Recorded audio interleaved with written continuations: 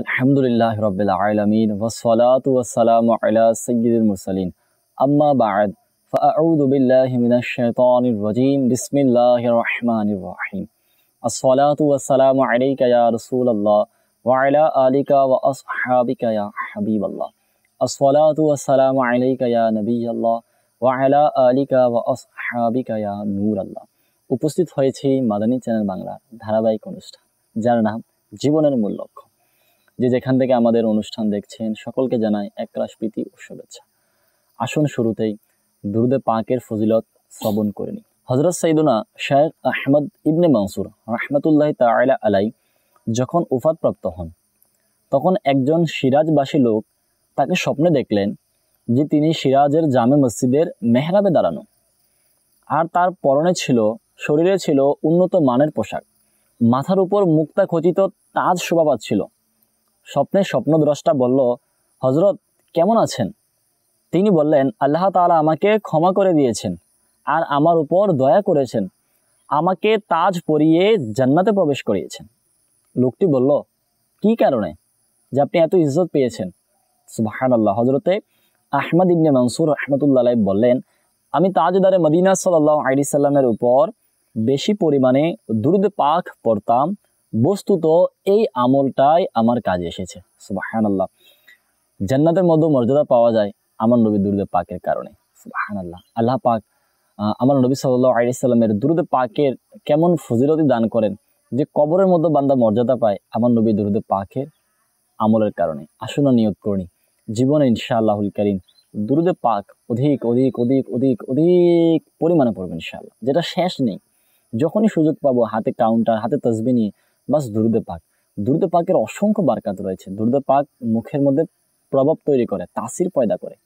দুরূদ পাকের বরকতে পেরেশানি দূর হয়, মুসিবত দূর হয়, অসুস্থতা থেকে শিফা পাওয়া যায়। অনেক ফজিলত রয়েছে। আল্লাহ কারীম আমাদের সকলকে মহব্বত ও ভালোবাসা নিয়ে অধিক পরিমাণে দুরূদ পাক পাঠ করার তৌফিক দান করুক। আসুন একবার দুরূদ পাক পড়ে নিই। সাল্লু আলাল হাবিব সাল্লাল্লাহু তাআলা আলা মুহাম্মদ। নিয়ত আমল থেকে উত্তম। আসুন নিয়ত করি আল্লাহ তাআলা সন্তুষ্টি ও সওয়াব হাসিলের নিমিত্তে অনুষ্ঠানটি শুরু থেকে শেষ পর্যন্ত দেখব। ইলমে দ্বীন শিখার নিয়তে মনোযোগ সহকারে দেখব। ইলমে দ্বীনের আদব রক্ষা করব, স্মরণ রাখবো, আমল করব, অপর ভাইয়ের নিকটও পৌঁছিয়ে দেব। আলহামদুলিল্লাহ, আল্লাহ পাক এই দুনিয়াকে অনেক সুন্দর বানিয়েছেন। দুনিয়ার গাছপালা, এই যেখানে এখন আমি বসে আছি, আমাদের মাদানী চ্যানেল প্রোগ্রাম রেকর্ডিং হচ্ছে, মাশাআল্লাহ এটাও একটা বাগান, আউটডোর রেকর্ডিং হচ্ছে। তো এটা অনেক সুন্দর একটা জায়গা। কেন বললাম? এজন্যই কারণ আজকের বিষয়টা এটা নিয়ে যে দুনিয়া অনেক সুন্দর। আমি যেখানে বসে রয়েছি সেটাও একটা বাগান, এই গাছপালা অনেক সুন্দর। শীতকাল যখন হয় ফজরের পর কুয়াশা দেখা দৃশ্যটাই আলাদা। গরমের মৌসুমে রোদের তাপের আলাদা স্বাদ রয়েছে, আলাদা মজা রয়েছে। আল্লাহ পাক এই দুনিয়াকে অসংখ্য নেয়ামত রাজি দ্বারা সজ্জিত করেছেন। আল্লাহ পাক দুনিয়াতে অসংখ্য গাছপালা, নদী নালা, সমুদ্র সৈকত, সবকিছু, পাহাড় পর্বত, জঙ্গল সবকিছু দিয়ে সুন্দর করেছেন। আল্লাহু আকবার। কিন্তু এই দুনিয়ার সৌন্দর্য কিছুই নয়। আল্লাহু আকবার। আল্লাহ তাআলা নেককারদের জন্য, মুমিনদের জন্য, আমার নবীর গোলামদের জন্য আখিরাতে এমন সুন্দর সুন্দর বাগান তৈরি করে রেখেছেন। হ্যাঁ, এমন সুন্দর ঘর বানিয়ে রেখেছেন। সুবহানাল্লাহ। সেগুলোতে যাওয়ার আগে নাম শোনার সাথে সাথে মুখের মধ্যে হাসি ফুটে ওঠে। সুবহানাল্লাহ। আল্লাহ পাক আখিরাতে এমন পুরস্কার হিসেবে এমন নহর বান্দাকে দান করবেন, এমন পানি পান করাবেন, এমন মর্যাদা দান করবেন, এমন খাবার খাওয়াবেন, আল্লাহু আকবার, যেগুলো কিতাবে শোনার পরেই বান্দার মনের মধ্যে মানে খুশি একদম প্রভাব বিস্তার করে যে আল্লাহু আকবার, যদি আমরাও পেয়ে যেতাম।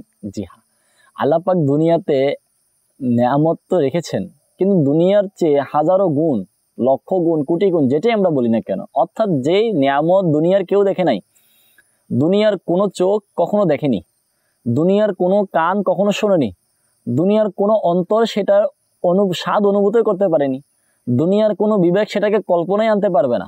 সুবহানাল্লাহ। সেটা কি? সেটা হচ্ছে জান্নাত। জি হ্যাঁ, আল্লাহ আল্লাহ।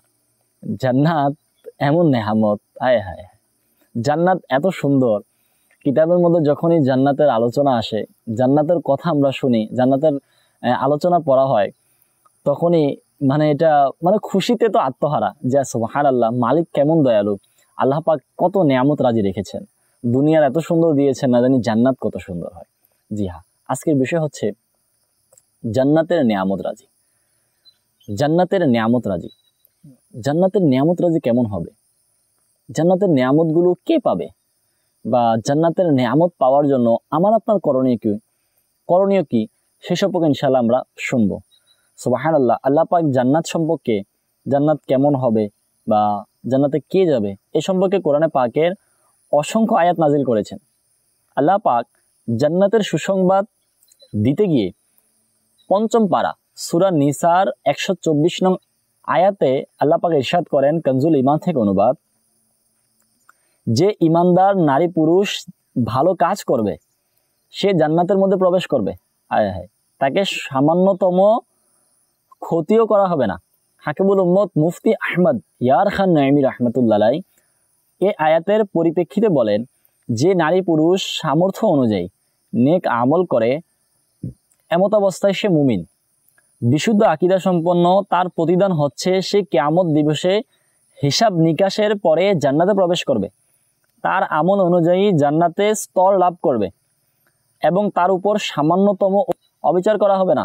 সে যদি উচ্চ মর্যাদার অধিকারী হয় তাকে অন্যায়ভাবে তার মর্যাদার ঘাটতি করে নিম্নস্থানে কখনো প্রবেশ করানো হবে না। আল্লাহ পাক রব্বুল আলামিন কোরআনে পাকের 27তম পারা সূরা ওয়াকিয়ার 15 থেকে 24 নং আয়াতে ইরশাদ করেন, কানজুল ঈমান থেকে অনুবাদ, জান্নাতবাসীরা সুউচ্চ খাটের উপর থাকবে, তার সামনাসামনি হেলান দিয়ে বসা থাকবে, সর্বদা তাদের চতুর্পাশে কচি শিশুরা ঘুরতে থাকবে। সুবহানাল্লাহ। প্রিয় ইসলাম ভাইরা, দেখলেন তো কোরআনে পাকের এই আয়াতে জান্নাতবাসীরা জান্নাতে প্রাপ্ত নিয়ামত সমূহের কেমন বাহার হবে, কেমন সুন্দর হবে। জান্নাতবাসীরা সে সুগন্ধিময় জান্নাতে সামনাসামনি হেলান দিয়ে অত্যন্ত শান্তিতে বসে থাকবে, তাদের খিদমত দেওয়ার জন্য অনেক জান্নাতি গোলাম নিযুক্ত থাকবে, পান করার জন্য আলোকোজ্জ্বল পেয়ালা থাকবে, সূর্য উদিত হওয়ার জন্য তাদের ডানে বামে হুকুমের অপেক্ষায় থাকবে, তাদের সামনে থাকবে প্রবাহমান শরাবের ঝর্ণা, তাদের চাহিদা মতো খাদ্য, উত্তম ফল ফলাদি। মোট কথা হলো জান্নাতে জান্নাতবাসীর নিজ প্রভুর দয়া বিভিন্ন ধরনের স্বাদ উপভোগ করতে পারবে, গ্রহণ করতে পারবে, বিভিন্ন প্রকারের নিয়ামত অর্জন করতে পারবে। স্মরণ রাখবেন, দুনিয়ার যে কোনো নিয়ামত জান্নাতে প্রাপ্ত নিয়ামতের সামান্য অংশের তুলনা। দুনিয়াতে আমি আপনি যত সুখে থাকি না কেন, যত আরাম আয়েশে থাকি না কেন, যত ভোগ বিলাসিতে থাকি না কেন, জান্নাতের যে আরাম রয়েছে সেই তুলনা দুনিয়া কিছুই না। জান্নাতের যে মজাদার খাবার রয়েছে, জান্নাতের যে সুখ রয়েছে সেই তুলনায় দুনিয়া কিছুই না। আমাদের নবী মাহবুব আরবি সাল্লাল্লাহু আলাইহি সাল্লাম ইরশাদ করেন, আল্লাহ তাআলা ইরশাদ করেন, আমি আমার নেককার বান্দাদের জন্য ওই সমস্ত নিয়ামত নির্ধারণ করে রেখেছি যা কোনো চোখ দেখেনি, যা কোনো কান শুনেনি, যা কোনো অন্তর উপলব্ধি করতে পারেনি। জান্নাতে 100টি স্তর আছে। নবী পাক সাল্লাল্লাহু আলাইহি সাল্লামের অপর এক হাদিসে মুবারাকা যে জান্নাতে 100টি স্তর আছে, 100টি স্তর আছে। প্রত্যেক স্তর আসমান ও জমিন সমান ব্যবধান এবং ফিরদৌস সবচেয়ে উচ্চ স্তরের। তাদের জান্নাতের 4টি ঝর্ণা প্রবাহমান রয়েছে, তার উপর রয়েছে আরশ। সুতরাং তোমরা যখন আল্লাহ তাআলার কাছে চাইবে তখন জান্নাতুল ফিরদৌসই চাইবে। নাম্বার 3, জান্নাতে এত জায়গা রয়েছে, যদি একটি চাবুক রাখা হলে তা দুনিয়াতে যা রয়েছে তার চেয়ে অধিক উত্তম হবে। আল্লাহু আকবার, সুবহানাল্লাহ। প্রিয় ইসলাম ভাইরা, বাস্তবে জান্নাতে অসংখ্য নিয়ামত। আচ্ছা, এই অসংখ্য নিয়ামতগুলো কিন্তু চিরস্থায়ী, সেগুলো শেষ হবে না। দুনিয়াতে যত ভালো খাবারই হোক না কেন, যত মজাদার খাবারই হোক না কেন, সেটা কিছুক্ষণের জন্য। যখন আপনি খাবো শেষ পেটে গেলে, আচ্ছা কিছুক্ষণ পর হয়তো এই খাবারটা পাবো না, আবার রান্না করতে হবে, আবার তৈরি করতে হবে, বা যখন সামর্থ্য হবে তখন নিতে পারবো।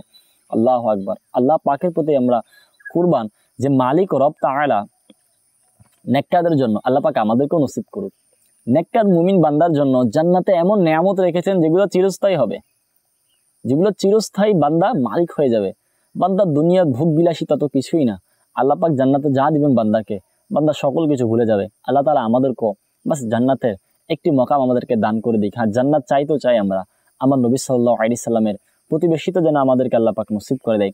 আমার আমিরুল সুন্নাত দামাত বারাকাতুহুম আলিয়া সুবহানাল্লাহ আমাদেরকে কত সুন্দর দোয়া শিখিয়েছেন। আমিরুল সুন্নাত আমাদেরকে এটাই দোয়া শিখিয়েছেন যে হে আল্লাহ, আমাদেরকে জান্নাত দাও, কিন্তু জান্নাত কোনটা দাও? তোমার নবীর প্রতিবেশিত্ব আমাদেরকে নসিব করো। আমরা দুনিয়াতে তোমার নবীর মুহাব্বতকারী ছিলাম, যেন জান্নাতে তোমার নবী আমরা জিয়ারত করতে পারি। আল্লাহ কারীম আমাদেরকে নবী পাক সাল্লাল্লাহু আলাইহি সাল্লামের সাথে জান্নাতের প্রতিবেশিত্ব নসিব করুন।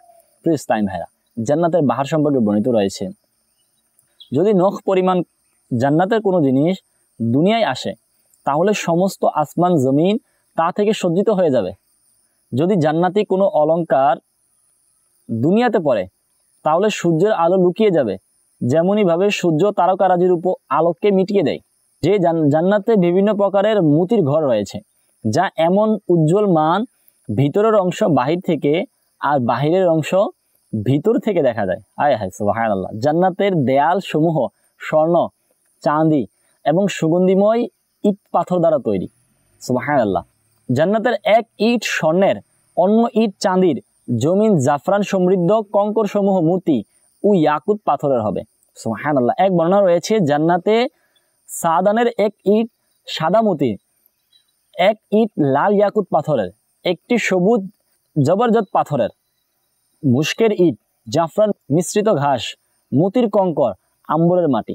জান্নাতে 4টি নদী রয়েছে, একটি পানির, দ্বিতীয়টি দুধের, তৃতীয়টি মধুর, চতুর্থটি শরাবের। যে নদীগুলো সেই নদীগুলো প্রত্যেক জান্নাতবাসীর পাশ দিয়ে অতিক্রম করবে।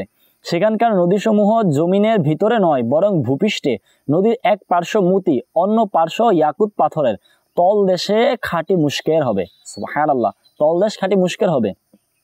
জান্নাতে প্রত্যেক প্রকারের সুস্বাদু খাবার পাওয়া যাবে, যা মন চাইবে সাথে সাথে তা সামনে উপস্থিত হয়ে যাবে। জান্নাতবাসীরা যদি কোনো পাখি দেখে তার মাংস খাওয়ার ইচ্ছা পোষণ করে, মুহূর্তের মধ্যে সেই পাখি জবাইও হয়ে যাবে, রান্নাও হয়ে যাবে, মানে ভুনাও হয়ে যাবে এবং ভালো একদম মজাদার হয়ে জান্নাতবাসীদের সামনেও চলে আসবে। সুবহানাল্লাহ।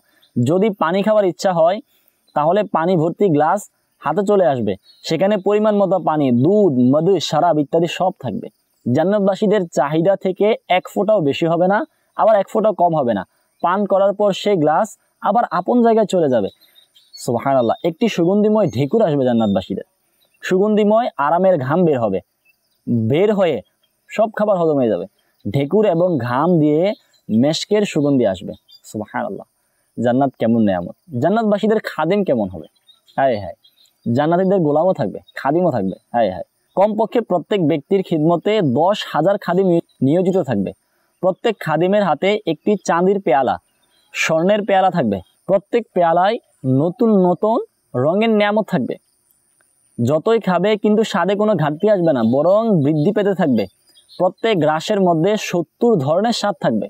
প্রত্যেক লোকমার মধ্যে 70 ধরনের স্বাদ পাবে বান্দা। সুবহানাল্লাহ। প্রত্যেক স্বাদ অন্যটির চাইতে আরো বেশি উত্তম হবে, আরো বেশি মজাদার হবে। একটি স্বাদ অন্যটির জন্য বাধা হবে না। জান্নাতবাসীদের পোশাক পুরাতন হবে না, তাদের যৌবন কখনো বিলুপ্ত হবে না। সুবহানাল্লাহ। জান্নাতের নিয়ামত কেমন! হায় হায়। দুনিয়াতে বাগান রয়েছে, দুনিয়াতে তো বাজার রয়েছে, জান্নাতের মধ্যে বাজার হবে। সুবহানাল্লাহ। জান্নাতের বাজার কেমন! জান্নাতের মধ্যে ঘুম নেই, কেননা ঘুম এক প্রকারের মৃত্যু, আর জান্নাতে মৃত্যু নেই। জান্নাতীরা যখন জান্নাতে যাবে প্রত্যেকে নিজ আমল অনুযায়ী মর্যাদা লাভ করবে। সে অনুগ্রহের কোনো সীমা নেই। তাদেরকে দুনিয়ায় 1 সপ্তাহ এই পরিমাণ সময়ের পর অনুমতি দেওয়া হবে। দুনিয়ার 1 সপ্তাহ এই পরিমাণ সময়ের পর অনুমতি দেওয়া হবে। নিজ প্রতিপালকের সাক্ষাৎ করো, আল্লাহর সিংহাসন প্রকাশ পাবে। আল্লাহ তাআলা জান্নাতের বাগান সমূহের মধ্যে একটি বাগানের মধ্যে তাজাল্লি দান করবেন। সুবহানাল্লাহ।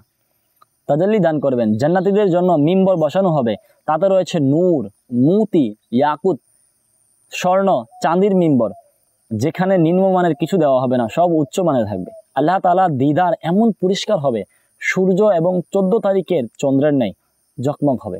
সকলে নিজ নিজ আসন হতে তা দেখতে পাবে। একজনের দেখা অন্যজনের জন্য বাধা হবে না। আল্লাহ তাআলা প্রত্যেকের উপর তার জলওয়া দান করবেন।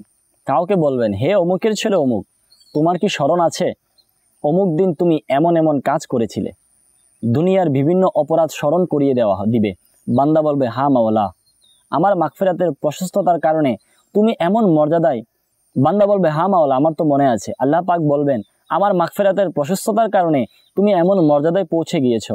তারা সবাই এই অবস্থায় থাকবে যে তাদের মাথার উপর মেঘ ছায়া দিয়ে সুগন্ধি ছড়াবে, যে সুগন্ধি তারা আগে কোনোদিন পায়নি। আল্লাহ তাআলা বলবেন, ওইদিকে যাও, আমি তোমাদের জন্য সেখানে তৈরি করে রেখেছি, যা ইচ্ছে হয় নিয়ে নাও। অতঃপর লোকেরা এমন একটি বাজারে যাবে যেখানে ফেরেশতাকুল বেষ্টনী দিয়ে রয়েছে, এখানে এমন সব বস্তু রয়েছে সুবহানাল্লাহ যার অনুরূপ কোনো চক্ষু কখনো দেখেনি, কোনো কান কখনো শ্রবণ করেনি, কোনো অন্তর তা কখনো অনুভূত করেনি। জান্নাতীরা ওই বাজার পরস্পর মিলিত হবে, ছোট মর্যাদার অধিকারীরা বড় মর্যাদার লাভকারীদের দেখবে, তাদের পোশাক পছন্দ করবে। এখনো কথা শেষ করেনি, খেয়াল করবে যে আমার পোশাক তার থেকে উত্তম। এটাও এই কারণে জান্নাতে কারোর জন্য কোনো চিন্তা নেই। অতঃপর সেখান থেকে নিজ নিজ স্থানে চলে আসবে, তাদের স্ত্রীরা তাদেরকে স্বাগতম জানাবে, মুবারকবাদ দিয়ে বলবে আপনি ফিরে আসেন, আপনার সৌন্দর্য আরো অনেক বেশি, আমাদের কাছ থেকে আপনি চলে গিয়েছেন। তারা বলবেন আল্লাহ তাআলার সামনে আমাদের বসা নসিব হয়েছিল। সুবহানাল্লাহ। হ্যাঁ হ্যাঁ, আর আমাদের জন্য ইহাই উচিত ছিল। জান্নাতীরা একে অপরের সাথে সাক্ষাৎ করতে চাইলে একজনের আসন অন্যজনের কাছে চলে আসবে। প্রিয় ইসলাম ভাইরা, দেখলেন তো জান্নাতবাসীরা কতই মহান নিয়ামত রাজি দ্বারা ধন্য হবে। চিরস্থায়ী জীবনের সাথে সুগন্ধিময় পানি পাবে, সুগন্ধিময় মানে সব কিছুই পাবে। এত নিয়ামত মনে রাখবেন তাদের জন্যই যারা আল্লাহ পাকের এই দুনিয়াতে আল্লাহ পাককে সন্তুষ্টির মাধ্যমে দুনিয়া থেকে বিদায় নেয়। না হয়তো জান্নাত নয়, বরং যে গুনাহগার বান্দা কবরে যাবে তার জন্য জাহান্নাম রয়েছে। সুবহানাল্লাহ। হুজ্জাতুল ইসলাম ইমাম মুহাম্মদ বিন মুহাম্মদ গাজালি রাহমাতুল্লাহ আলাইহি বলেন যে নিঃসন্দেহে এমন ব্যক্তির জন্য আশ্চর্যের বিষয় যারা জান্নাতের এই মহান নিয়ামত রাজির উপর বিশ্বাস করে, জান্নাতের এসব বিষয়বলীকে সত্য জানে এবং এ কথার পরিপূর্ণ ঈমান রাখে যে জান্নাতে বসবাসকারীদের কখনো মৃত্যুর সম্মুখীন হতে হবে না। এখানে যারা এসে যাবে তাদের কোনো দুঃখ দুর্দশা কিছুই নেই। এসব কিছু জানার পরও শেষ পর্যন্ত এমন ঘরে অন্তর বসায় যা শেষ পর্যন্ত উজাড় হয়ে যায়, যার আরাম আয়েশে শেষ হয়ে যায়। আল্লাহ তাআলার কসম, জান্নাতে যদি শুধুমাত্র মৃত্যুর ভয় না থাকতো, মানুষ ক্ষুধা পিপাসা এবং অন্যান্য সকল কার্যক্রম থেকে নির্ভয় থাকতো, অন্যান্য নিয়ামত সমূহ না থাকলেও জান্নাত তার জন্য উপযোগী হতো এবং বান্দা দুনিয়াকে ছেড়ে দিত। সুবহানাল্লাহ, আল্লাহু আকবার। আর সে ধ্বংসশীল এবং অস্থায়ী বিষয়কে কখনো প্রাধান্য দিত না। জান্নাতে বসবাসকারীরা নির্ভয় বাদশার ন্যায় সর্বদা কখন আরাম ও আয়েশের মধ্যে জীবনকে অতিবাহিত করবে। আল্লাহ তাআলার কসম, জান্নাতে যদি শুধুমাত্র মৃত্যুর ভয় না থাকতো তাহলে মানুষ ক্ষুধা পিপাসা ও অন্যান্য সকল কার্যক্রম থেকে নির্ভয় থাকতো। অন্যান্য নিয়ামত সমূহ না থাকলে জান্নাত তার জন্য উপযোগী হতো, দুনিয়া ছেড়ে দিত। জান্নাতে বসবাসকারীরা নির্ভয় বাদশাহর ন্যায় সর্বদা আরাম ও আয়েশের মধ্যে জীবন যাপনকারীর মতো প্রত্যেক দিন আল্লাহ তাআলার আরশের নিকট দিদারে ইলাহি লাভ করতে থাকবে, এমন দৃশ্যাবলী দেখতে থাকবে যা কখনো দেখেনি এবং সর্বদা নিয়ামতের উপরই থাকবে। প্রিয় ইসলাম ভাইরা, কিরূপ আশ্চর্যের বিষয় সে ব্যক্তির জন্য যারা জান্নাতের উপর তো আমাদের ঈমান রয়েছে, সবার ঈমান রয়েছে যে জান্নাত আল্লাহ পাক আরাম আয়েশ দ্বারা বানিয়েছেন, জাহান্নাম কষ্টের মধ্যে বানিয়েছেন। এখন আমাদের উচিত হচ্ছে সে জান্নাতে যদি যাইতে হয় তাহলে এই দুনিয়ার আরাম আয়েশকে ভোগ বিলাসিতাকে কমাতে হবে। আজকে আমরা জান্নাতের আশা তো করি কিন্তু দুনিয়ার মধ্যে আমাদের মন লেগে যায়, দুনিয়ার ঘরের মধ্যে আমাদের মন লেগে যায়। হায় হায়, জগা জি লাগানে কি দুনিয়া নেহি হে, ये इबरत की जा है তামাশা নেহি হে। এই ধরার মধ্যে তো মন লাগানোর জায়গা নেই।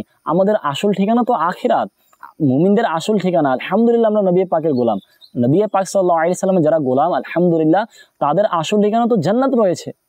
তো আমি আপনি জান্নাতের আশা করছি কিন্তু মন লাগাচ্ছি দুনিয়ার মধ্যে, দুনিয়ার ঘরের মধ্যে আমার মন লেগে যাচ্ছে, দুনিয়ার আরাম আয়েশের মধ্যে মন লাগছে। জান্নাতের আশা তো করছি কিন্তু কখনো কি ইবাদত করেছি? দুনিয়ার আরাম আয়েশকে ছেড়ে দিয়ে কখনো কি তাহাজ্জুদের নামাজ পড়ছি? দুনিয়ার আরাম আয়েশকে ছেড়ে দিয়ে কি শীতের মধ্যে ফজরের নামাজের জন্য মসজিদে গিয়েছি, জোহরের নামাজ জামাতে পড়েছি, অধিক পরিমাণে আল্লাহকে ডেকেছি, আল্লাহ জিকির করেছি, আল্লাহর ভয়ে কান্না করেছি, খৌফে খোদা অন্তরে রেখেছি, ইশকে রাসূলের মধ্যে কান্না করেছি, মদিনা দেখার জন্য আমার দিল কি ব্যাকুল হয়ে গিয়েছে? হয়তো হয়নি। তাহলে প্রিয় ইসলামেরা কিভাবে আমরা জান্নাত আশা করতে পারি যদি জান্নাতের যে অসংখ্য নিয়ামত আমরা শুনেছি?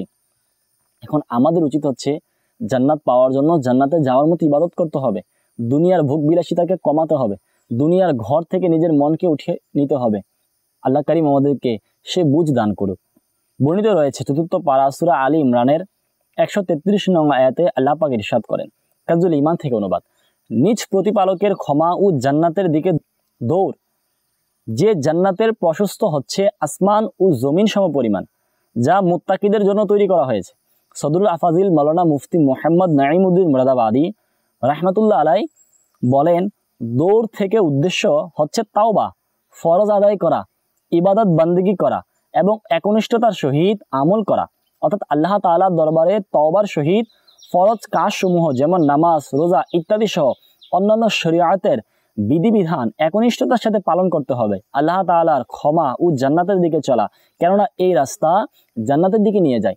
তওবার রাস্তায় জান্নাতের দিকে নিয়ে যাবে, ইবাদতের রাস্তায় জান্নাতের দিকে নিয়ে যাবে। নাহলে জজবা রাখলাম, আশা রাখলাম, এই আশার রাস্তা আমাকে জান্নাতে নিয়ে যাবে না। আমার ইচ্ছা আমি কোথাও যাব, কিন্তু আমি সেই পথ আমি বাছলাম না, আমি সেই গাড়িতে সফর করলাম না, আমি সেই রাস্তায় গেলাম না, তাহলে কিভাবে কাজ হবে? সেজন্য জান্নাতের আশা তো রাখতে হবে, পাশাপাশি ইবাদত বন্দেগী করতে হবে। তাওবা রাস্তাকে নিজের জন্য আপন করে নিতে হবে, আল্লাহ পাকের ইবাদতের রাস্তাকে ধরতে হবে। সুবহানাল্লাহ, আল্লাহ ওয়ালাগণ কেমন ছিলেন? আল্লাহ ওয়ালারা জান্নাতের আশাও করতেন, আবার জান্নাতে যাওয়ার আমলও করতেন। বর্ণিত রয়েছে হযরত সাইয়্যিদুনা আযহার বিন মুগীথ রাহমাতুল্লাহি তাআলা আলাই হতে, যিনি বড় আবিদ ছিলেন, যে তিনি বর্ণনা করেন, আমি স্বপ্নে এমন মহিলা দেখলাম যে দুনিয়ার কোনো মহিলার মতো নয়। আমি তাকে জিজ্ঞাসা করলাম, তুমি কে? তিনি উত্তরে বললেন, আমি জান্নাতের হুর। সুবহানাল্লাহ। এটা শুনে আমি তাকে বললাম, আমার সাথে বিবাহ বন্ধনে আবদ্ধ হও। সে বলল, আমার মালিকের নিকট বিবাহের প্রস্তাব পাঠান এবং আমার মোহর আদায় করে দিন। তখন ওই বুজুর্গ রাহমাতুল্লাহ আলাইহি বললেন যে তোমার মোহর কি? তখন ওই হুর বলল, অধিক রাত পর্যন্ত নামাজ পড়া। সুবহানাল্লাহ, এটা হচ্ছে মোহর। আমরা চিন্তা করি জান্নাতের মোহর, জান্নাতে যাওয়ার আমল আমরা করছি? কখনো অধিক রাত পর্যন্ত আমরা ইবাদত করি? শীতকালের মৌসুম আলহামদুলিল্লাহ আমাদের মধ্যে আসে, বুঝে গেলে দিনদের অসংখ্য ঘটনা আছে, অসংখ্য ওয়াকিয়া আছে, অসংখ্য বাণী রয়েছে যে শীতকাল হচ্ছে মুমিনদের জন্য এটা অনেক আরামের একটা কাল। এটা তো ইবাদতের একটা সময়, এটা বসন্তের সময়, ইবাদত করতে হবে এই সময়। কিন্তু আমাদের হয় না। শীত গরম 12 মাস আমাদের একই থাকে, গ্রীষ্মকালে যে অবস্থা শীতকালে সেই অবস্থায়। কারণ হচ্ছে জান্নাতের আশা করি, ইবাদতের মধ্যে আমাদের মন লাগে না। ইবাদত করতে হবে, রাত জেগে আল্লাহ ওয়ালারা আল্লাহ আল্লাহ ইবাদত এমন করেছেন। আমার আমির আহলুস সুন্নাহ দামাত বারাকাতুল্লাহ আলাইহি দেখেন এখনো রাত পর্যন্ত ইবাদত করেন, এবং উম্মতে মুহাম্মদী সংশোধনের জন্য এখনো এত বছর বয়সে 75+ যার বয়স, এখনো তিনি মাদানী মুজাকারা করেন উম্মতের জন্য। এটা আমাদের শিক্ষা। বর্তমান জমে যে আল্লাহ ওয়ালারা কিভাবে আল্লাহকে রাজি করার জন্য জান্নাতের যাওয়ার আমল করেছেন। আমার আপনার রাত কেটে যায় সিনেমার মধ্যে, রাত কেটে যায় গানের মধ্যে, রাত কেটে যায় বেহায়াপনার মধ্যে, মেসেঞ্জারের মধ্যে, বেপর্দার মধ্যে, খারাপ কাজের মধ্যে, গুনাহের কাজের মধ্যে, ফাহিশা কাজের মধ্যে, অহেতুক কাজের মধ্যে। না, সময়কে কাজে লাগাতে হবে। দিন রাত সব সময়কে কাজে লাগিয়ে আমরা ইবাদত করি। আল্লাহ চাইতে ইনশাআল্লাহ জান্নাত আমাদের নসিব হবে। আল্লাহ কারীম আমাদেরকে সে আমল করার তৌফিক দান করুক। আলহামদুলিল্লাহ, দাওয়াত ইসলাম আমাদের এটাই চাই, যেন আমরা জান্নাতের আশাও রাখি, জান্নাতের জন্য দোয়াও করি এবং জান্নাতে যাওয়ার আমলও করি। এর জন্য আমাদের সকলকে উচিত দাওয়াত ইসলামের দিনী পরিবেশে সম্পৃক্ত হয়ে যাওয়া। আলহামদুলিল্লাহ, আমরা মাদানী চ্যানেল তো দেখি, মাদানী চ্যানেল দেখাও এটা দাওয়াত ইসলামের সাথে সম্পৃক্ততার একটা মাধ্যম। কিন্তু তার পাশাপাশি দাওয়াত ইসলামের যে 12টি দিনী কাজ রয়েছে সেগুলোর মধ্যে আমরা অংশগ্রহণ করি। আলহামদুলিল্লাহ, আমাদের প্রত্যেক বৃহস্পতিবার আপনার শহরের দাওয়াত ইসলামীর সাপ্তাহিক ইজতেমা হয় প্রত্যেক বৃহস্পতিবার ঈশার নামাজের পর, কিছু জায়গায় মাগরিবের নামাজের পর। আপনি আপনার শহর অনুযায়ী আপনি যোগাযোগ করেন, ইনশাআল্লাহ তাআলা সেই সাপ্তাহিক ইজতেমায় অংশগ্রহণ করতে পারবেন। আপনার শহরে কোথায় সাপ্তাহিক ইজতেমা হয় যদি আপনার জানা না থাকে, তাহলে মাদানী চ্যানেল যে কল সেন্টার রয়েছে, আমাদের স্ক্রিনে যে নাম্বার দেখানো হয় সেই নাম্বারে আপনি যোগাযোগ করলেন, ইনশাআল্লাহ তাআলা আপনার শহরের ঠিকানা বলে দিবে, আপনি সেখানে যাবেন। ইনশাআল্লাহ জুমার রাত দোয়া কবুলের রাত, জুমার রাত হচ্ছে ইস্তিগফারের রাত, জুমার রাত হচ্ছে তওবা করার রাত, জুমার রাত হচ্ছে মসজিদে কাটানোর রাত, জুমার রাত হচ্ছে আল্লাহ পাকের দরবারে কান্নাকাটি করার রাত। আল্লাহ তাআলা আমাদেরকে জুমার রাতের ফজিলত নসিব করুক। দাওয়াত ইসলামের দ্বীনি পরিবেশে সম্পৃক্ত হয়ে জান্নাতের আশা করা এবং জান্নাতে যাওয়ার আমল করার তৌফিক দান করুক। আগামী পর্বে আরো একটি নতুন বিষয় নিয়ে উপস্থিত হব। সুস্থ থাকুন, মাদানী চ্যানেলের সঙ্গে থাকুন। সাল্লু আলাল হাবিব সাল্লাল্লাহু তাআলা আলা মুহাম্মদ।